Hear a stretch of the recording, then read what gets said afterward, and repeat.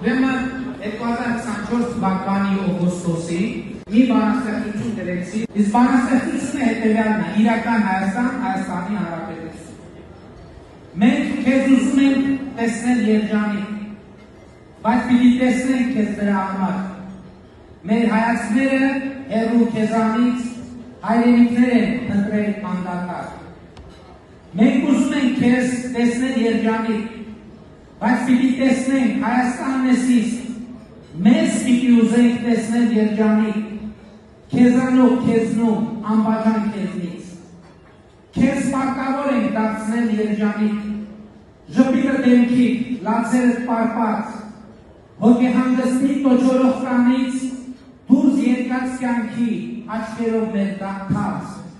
և քո ապրելը պիտի հավերժի, մեր սիրո աղբյուր, մեր հույսի պատվար, երջանկությունն է քո տունը վերջի, հայրենիք մեր հին, պետություն մեր հար, դու այն ամենն ես, ինչը որ մենք կանք, մեր իղձերը քեզ չեն լքի կրկին, չէի կորցրել քեզ, բայց նորից գտանք, պետություն մեր հար, հայրենիք մեր հին։ Սա է այդ բանաստեղծությունը,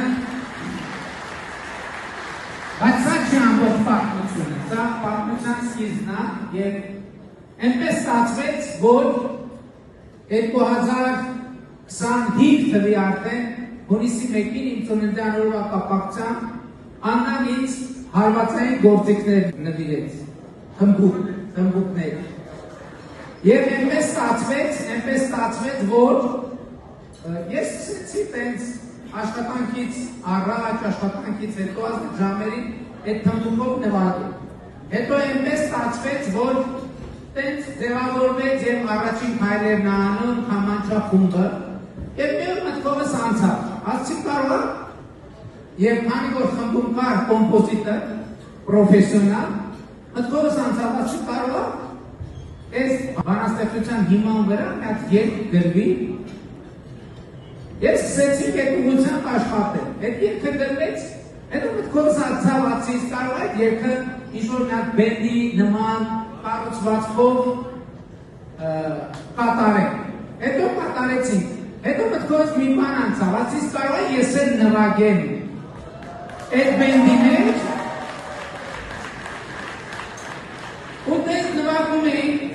և այն ժամանակ, երբ որ պլանավորում ենք մեր ու ամիս առաջ, որ դեկտեմբերի 27-ին պետք է տեղի ունենա մեր հավաքը, մտքովս մի հատ ուրիշ բան անցավ, ասի կարող է այդ երգի հրապարակային պրեմիերան իմ մասնակցությամբ տեղի ունենա այստեղ։ Հրավիրեմ մեր գործընկերներին և հիմա կփորձենք, ոչ թե կփորձենք, այլ կներկայացնենք, ահագին պարապել ենք, պետք է որ լավ ստացվի, բայց միշտ հանդիսատեսի ներկայությամբ հուզումնալից է և խնդրում եմ ձեր ուշադրությունը։